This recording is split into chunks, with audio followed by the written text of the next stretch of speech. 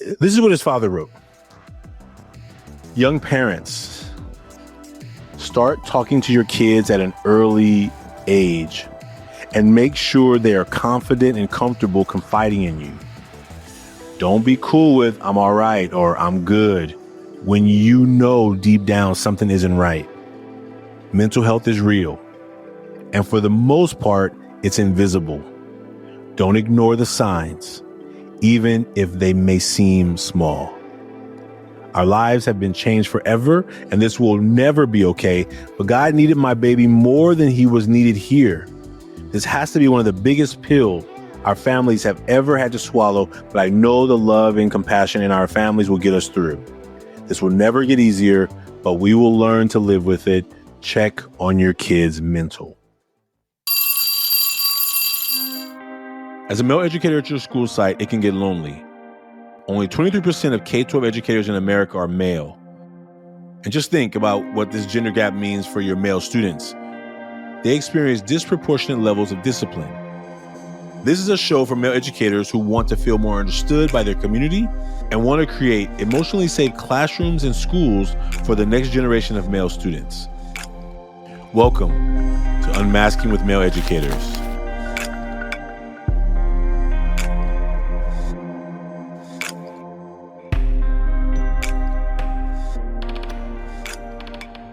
Hey, what's up, folks? Welcome to Talking with Male Educators, Taking Off the Mask podcast. I am excited to be with you today. Today's episode is a conversation about maybe what you may be hearing and noticing out in the world. And I don't know how much you pay attention to what is happening not only in education, but what's happening with our boys and men. And so, as you know, the Department of Education is in some shambles. We're going to come back to that topic soon. There's a lot of still everyday new things that are happening for me to make sure I'm giving you the up-to-date information about that. But what has also been happening, and I've mentioned it a couple of times, is around not only this show, Adolescence, on Netflix, but also what you may have just been paying attention to or noticing in the news lately. There's a lot going on. So I'm going to try and name a few of the things. I have some notes around here. I'm going to try and read a couple of things. I'm going to just share a few pieces with you. I think today is going to be more of an overview, but also a dive into like what is happening with the world around us. Sometimes I'm trying to figure out what best words to say because I'm trying to do my best to like carefully describe what's going on, but this is chaotic right now. And I'm going to just be really upfront and direct with you. Like, if you are paying attention to a lot of the news, you may feel some levels of overwhelm. Now, if I'm talking about just what's happening with young men and boys, like young men, you know, let's say 26, 25, 24, those ages of young men, adults, but young men, you may know that there's a lot happening in a lot of communities around the country, around the world. But let's start with just right now, just this last week. If you have not yet seen Adolescence, I do encourage you to watch it. I may have told you this before. I didn't have a Netflix account before this. I got this account so that I could watch this documentary. No, not documentary. So I could watch this show. Sometimes it feels like a documentary the way the movie's made because it's really well done, but it's also pretty intense. 4-part series about a situation with a boy. And what I've heard for a lot of people is that they're really excited that this has come out. And a lot of people are really raving about it because it's really beautifully put together. And I've also been hearing from a lot of people who are kind of giving some warnings about what can happen if we're not careful. What can happen if we're not careful with what the outcomes of this show could be. There are people in the UK who are planning to show it to every student in schools. And some of the people who are probably against that type of thinking says, well, we should not show it to every student in every school because maybe this is going to paint another picture of what is going on with our young men, like put them in a bad light. And we know that the people who are selling the idea of the manosphere, the red pill theories, are saying they are trying to tear you down. And so therefore, you should act in these ways. That is counter to what we're trying to create an environment for young people to act like. And so a couple of things are happening. I'm trying to like keep this conversation really narrow, but also really let you know there's a lot going on. So let me just first try and paint a picture of what's going on. Adolescence is a movie. It's a movie on Netflix. The White Lotus is a show on HBO. We don't have any sponsors on any of these channels. So if y'all want to sponsor, you can sponsor, but this is not a sponsor. I'm just naming these because if you haven't seen them, at least you can go watch the trailers or watch whatever clips are available on YouTube. But The White Lotus is also a series that in season 3, it takes place in Thailand. And you should, if you have it, you should watch it. If you don't, you should do your research about it to learn about it. A lot of dynamics in that film about a father feeling overwhelmed, a father who may believe that his career is ending. He doesn't know a lot of the details about what's happening back home. He's on vacation, but he's hearing a few messages through the phone. And instead of like dealing with it or navigating it, they put their phones in a lockbox so they don't deal with them on a vacation. But he's knowing that behind the scenes, a lot of the things that may be going on. And he is feeling desperate to the point of wanting or thinking of contemplating taking his life. Now, if that was all, then that would be a great part of the scene of the movie. But I encourage you to go watch that if you can. But what it is a father's the energy from a father who is feeling like I have let my family down.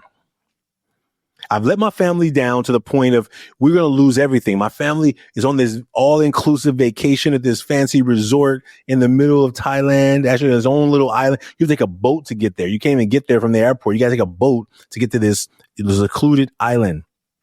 And he knows that it is all going to change. And in a conversation with his family, his daughter, who is planning to move into this monastery, ashram, she wants to move there for a year. After she goes there and sleeps one night, she comes back and is like, yeah, I don't think I'm doing that. There's no hot water. The food is a little bland.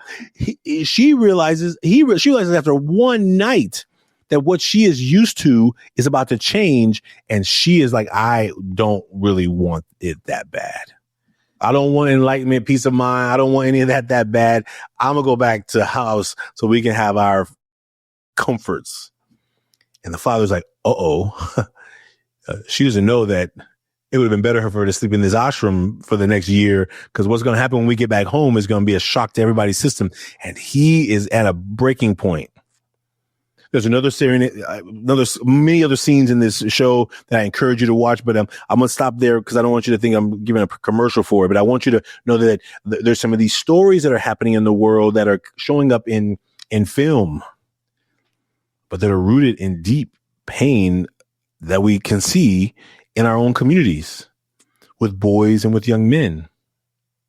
Deep pain, sorrow, hurt, hate, worry, fear, stress, like all these emotions that young people are not dealing with, young men that we see not dealing with. We can see it in early ages. We don't have to wait till they're 25 or 55 and have a mid-career crisis. We can see it in middle school. We can see it in high school.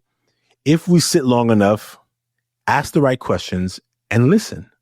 Now, when I tell you about listening to what young people are saying, sometimes we can be like, well, don't ever ask me my opinion, so they'll be fine. We don't need to talk to them about it. We just move through it, get through it. Well, I'm going to just name a couple of real situations that we are experiencing in our world today, okay? So I'm going to read a quote, a post from the father of Kyren Lacy. Kyren Lacy was a football player at LSU. He was expected to be in the top picks, if not first round draft picks in the NFL.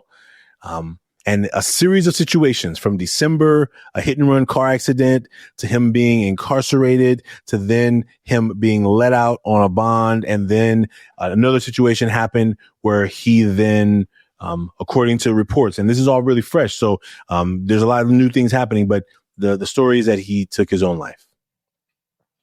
And this is real. This is not a movie. This is not a soap opera. This is not a show. This is not on Netflix. This is a real life. A young man who is about 1 week, 10 days away from the NFL draft, expected to be drafted, is no longer here with us. This is what his father wrote. Young parents, start talking to your kids at an early age and make sure they are confident and comfortable confiding in you.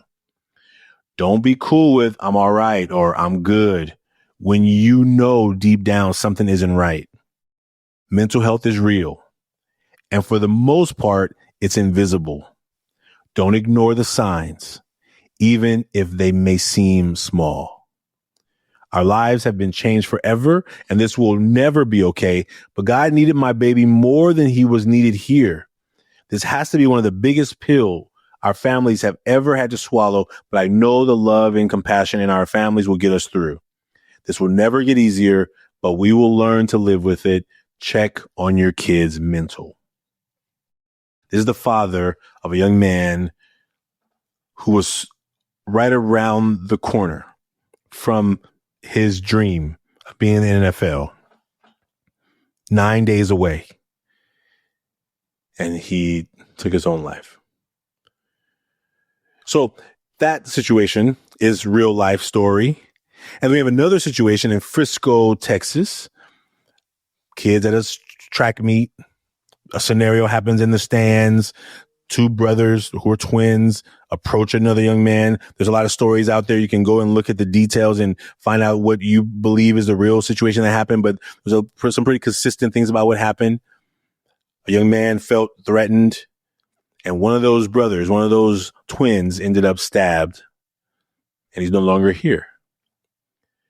Now, there's a lot of story behind the story, because when you go and do your own homework about the story, you will have your own feelings about what you feel about it. But what we are seeing right now is we are seeing young men having situations that are overwhelming them emotionally. And if we don't begin to make room for them to talk about it, like the father, Lacy, said, we got to talk to them. And when they say "I'm good," when they say "I'm cool," when they say "I'm all right," when they say I got it all figured out, don't worry about me. Don't worry. Like, it is important that we make room for them to talk about it so they can let the steam out. Because that steam is what's building up that's causing a lot of the stuff that's happening.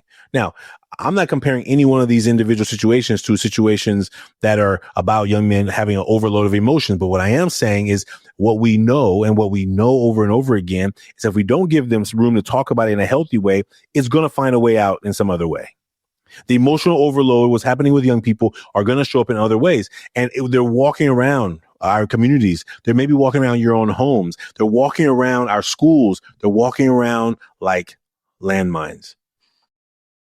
There's some people who say we probably shouldn't talk about all of these too much. We definitely shouldn't roll this film out, the Adolescence, in schools, because what we don't want to do is we don't want to give power to the other people who are saying, see, they just think you're bad. See, they just think you're evil. See, they just think you're wrong. They're making you look bad. So the people who are out there using these messages as a way of power over our young people, over young men, the way young men are looking up to these figures who are saying, I'm making money. I got girls. I got power. You want what I got? Look at this six-pack. Look at this body. Like, all the ways that they're grabbing their attention. Our young men in silence are marinating in those words. Marinating in the belief that if they pay this guy $59.99, $29.99 a month, that they are going to get that thing that they're looking for. And maybe there is something out there that would help them. Maybe there's some coaching and some mentoring and some training that would help them. But it's really important that you are parents, you out there teachers, that you out there coaches and mentors and uncles and cousins, that you are checking on your young folks. And young is relative. You can be 26 and still need somebody to look out for you. You can be 36 and still need a phone call from time to time. I'm really thankful that I got to sit with one of my mentors just the other day. There was a big conference here in the Bay Area, and Sean Dove, one of my mentors, was in town. So I got to grab a meal with him at one of my favorite spots. And we were talking. We're talking about health, about finances, about the journey of nonprofit work, of trying to finish this book that I'm trying to finish, and really having him say, "Hey, I'm gonna get really real right now." And he said, "How's your health?" And maybe he saw me limping when we came into the restaurant, or maybe he just was curious, but maybe he saw me trying to get up out of the seat and feeling the pain in my back that I was trying to like pretend wasn't there. Maybe he didn't even notice any of that, but he asked me. And part of me was wanted to just like keep the conversation good because I didn't want to get into it. I didn't want to tell him that I was in pain. I didn't want to tell them that I'm dealing with some insurance drama right now that I need to navigate through. I didn't want to tell him any of that. I wanted to just be like, oh no, man, these are things that are going well. These are things that I'm trying to struggle with organizationally. Because if I'm not careful, I will spend all the conversation talking about how I get better as a leader, how I get better as a director, how I get better as a founder. How do I get better in this work? How do I get better as a worker? And I will totally ignore how am I being? How am I feeling? And even right now, to sit here and just have this conversation, watch these young men that I see, that I ask questions to, and see how they want to talk about what they're going through. They want to like have a room to do it. And then the fear gets in the way. The worry gets in the way. The doubt gets in the way. But we know our young men need it more than ever. These conversations are happening for a reason. We're having these conversations more than ever before, and they're still more needed. You see, I don't want men to feel that they are the problems with the world. I don't want them to feel like there's something wrong with them. I want them to know that each of us have a decision and a responsibility to our well-being, to our health. And even right now, my conversation right now with you, in this conversation, I'm going back into the work. You hear me go back into the work? The work that we do with young people. And you know what I just ignored? You know what I just like diverted? You know what I just diverted my attention from? The conversation that I didn't want to share about my mentor asking me, Ashanti, how's your health? I'm a doer. I'm a go-getter. I'm a hard worker. And I know that I've sometimes sacrificed my health. I'm not looking for any accolades for it. It's not something that I look back and think about how smart are you, Ashanti? You're not taking care of you're in pain. You're walking around like, what's going on? What's going on? And so what I'm clear about is that if we adults don't lead by example of making room to know that there is more to each of us than anybody can see by just looking at us, we're going to continue having to read these articles. We're going to continue having to put up this face and say everything's good and fine when we know it's not. But we have to begin doing it right now. We cannot wait. We cannot wait for another crisis. We cannot wait for another blockbuster movie to come out and open the story about it. We must begin to have these conversations with ourselves and with the young men in our lives and with all of our kids. I mean, obviously, this conversation and this podcast is about talking about young men and men in education. But listen, there are all students out there. I was a big brother. My first sibling was a sister. I took care of my sister. I raised her. I helped raise her. And I would try to protect her as much as I could as her big brother. So I'm not saying it's just our young men who need the support, but I am saying we cannot ignore the fact that if we don't make sure that we are providing the positive messages for them, there are plenty of people out there that will tell them they don't want you to be a real man. They want you to be weak and soft. And so therefore, they don't really care about you. And the messages out there, listen, I don't know what your skill set is with emojis. Like I was going to try and do some homework before the episode to read off some emojis and what they mean, but I don't even have time for that right now because there's so many of them. I'm going to invite you, if you have a young person in your life, to ask them to teach you something. Hey, teach me something about some emojis. Teach me something. Ask them to teach you one thing. And when you ask them to teach you and they start talking, shut up. Like, don't start telling them that can't mean that or it doesn't mean that. Like, listen. Like, let them be the experts of the world that they live in by understanding that you probably wouldn't even get it even when they explain it to you. It may be so far beyond logic that you'll be like, huh? But it's important that we begin listening because the world that our young people are living in today It's not the world that we grew up in. And therefore, if we're going to learn, we have to be quiet enough because the digital world is their world. And therefore, we need to be learners so that we can be supportive of them when they're navigating stuff that we couldn't even see. Some parents out there, you have access to your child's social media. You're reading their stuff. You're reading it. And guess what you're probably doing? You're probably missing lots of context in some of this stuff that's happening because it just looks like little pictures of this and that. Now, I don't know how many emojis you have deeper meanings in, but you can just do your own homework. How many emojis do I have? Do I know what they really mean? Do I know what those mean behind the scenes? I'm going to let you do your homework. This will be the opportunity for you to begin having a conversation with your young person to learn more. Take out a pen and paper, write it down, ask questions, but don't be thinking that don't be thinking like that. Don't be thinking that you're the expert in a world that they live in every day. So I got so much more to say, but right now I'm going to stop here. I want to encourage you, check on your kids, your nieces, your nephews, your cousins, reach out to them. And listen, in our workshops, you hear us always say to young people, what is your go-to answer when somebody asks you how you're doing? I'm good. I'm cool. I'm fine. I'm chilling. I'm great. And if you are great, if those are the ways you really feel great, but do you know that you have somebody to go to? Do you have someone that will listen to you when you're not any of those answers and making sure they know that you could be one of those people? That's what we need. They need it more than ever. So today I'm inviting you to begin doing some of your own homework. If you haven't heard of any of these stories that I mentioned, I encourage you to maybe do your homework. And if they're not close enough to you emotionally, socially, or geographically, then just pay attention to what's happening in your own neighborhood. Reach out to the school board and say, how are our young people doing in our schools?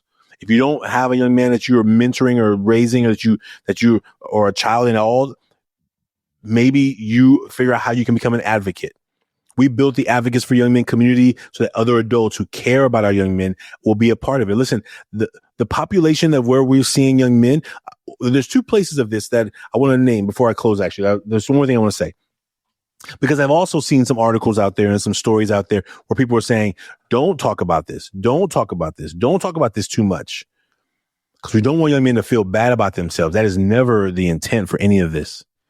But what we cannot do is ignore where our young men and boys are struggling and then hope that by not talking about it, so we don't want to point it out to them, that they will then somehow miraculously improve it. We've known for a long time. The documentary The Mask You Live In came out in 2015, 10 years ago. When people saw the statistics listed in that documentary, people were shocked. They were amazed. But those were not brand new statistics. Those are statistics that was already around. And right now, those statistics, some of them are growing, even though we're talking about this more than ever before. So we have to be coming together to have healthy conversations around how do we support our young men and boys in our communities. How do we support young men and our boys in our communities? How do we support young men and boys in our schools? It is effort that's requiring all of us. And no matter where you live, no matter what type of school your child is, whether they're in a private school or they're in an urban school or they're in a rural school, it is so important that you begin having a conversation with them about what they're experiencing in school. And listen, please. Please don't need to be the expert. Let them be the experts of what their experience is in school, and maybe even what you experienced when you were in school is not even important to name in this part. Maybe you just let them be the experts. You take some notes, take out your pen and pad, take some notes and listen, and then go do some homework and come back and say, hey, do I understand this right? And ask them some more questions and go back and do some more homework. This is not the time for adults to sit back and say, hey, I already did my teenage years. You figure it out for yourself, because the world they're living in right now is not the world that we lived in growing up. So anyway, you know what I got to say about that. You know that this work that we're trying to do is really transforming how education works for our young people, and definitely for our young men. And listen, there was a mask that I wanted to show you, and I don't have it here, but I'm going to post it on one of our channels, so you'll see it. There's a teacher in Nashville, Tennessee, from Antioch High School, the school where one of the most recent school shootings took place. And the teacher, when she was away at a conference that we delivered called Restore Ed, she gave the student this homework assignment to do, this math page to do. And the student drew a picture on it. An amazing picture, by the way. There's no math. There's zero mathematics on this paper, but the art is phenomenal. Have you ever been an educator who's giving your kid a paper to do something and you get back a masterpiece of art, but nothing about what the project, what the paper was about? It's an opportunity for some beautiful conversation. So I told her, that teacher, I said, listen, tell that young man that I want to commission him to do a piece of art for the Million Mask movement. As a math teacher, I was kind of bummed there was no math on the paper, but nonetheless, to see this beautiful art on this math worksheet was inspiring and brought back a lot of memories. So folks, the work you're doing out there is so important. Please keep talking to your kids, your students, your community. Thank you for being a part of this journey with us. We'll see you soon. Bye now.